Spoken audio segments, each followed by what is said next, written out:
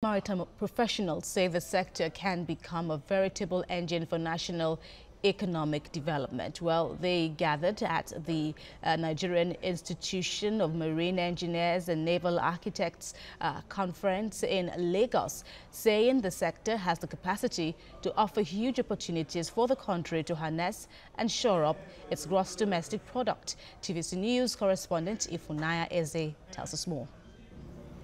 With a vast and extensive natural maritime endowment base comprising a coastline of over 800 kilometers, an exclusive economic zone of over 200 nautical miles, the Nigerian maritime sector has the potential to accelerate the country's economic development beyond its crude oil revenue earnings. Mindful of these viable economic prospects, maritime professionals underscored the need for the country to leverage on its extensive maritime capacity to drive the economy. There is a correlation between the mass of water and the wealth of the nation. Countries that don't even have a tenth of what we have prosper with that 1/10. We that will have vast water both inland and offshore, we are just, it's sad. Nigeria is a maritime nation. We have ships. Shipping business is international. Ships that are coming into port, ships that are leaving into port, at some point may need maintenance and repair. So what we have now are not sufficient and may not be suitable. A critical evaluation of the maritime sector in the past decade, however, indicates fluctuations in cargo throughput. Between 2015 to the first half of 2018, there's been a steady decline.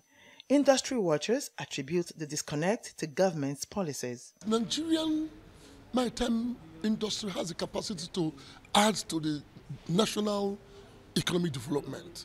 But my problem is that because of lack of policy, that is what is impinging in the active contribution that comes from maritime. There is no good policy on security. There is no way we can do it. If there is no good policy on logistics generally in the maritime industry, there is nothing we can do it. Participants identified issues that continue to undermine the sector and its revenue potential, to include the seaports, which have been underutilized and operated in a grossly inefficient manner, despite its significant contribution to government's revenue of almost 300 billion naira in 2017.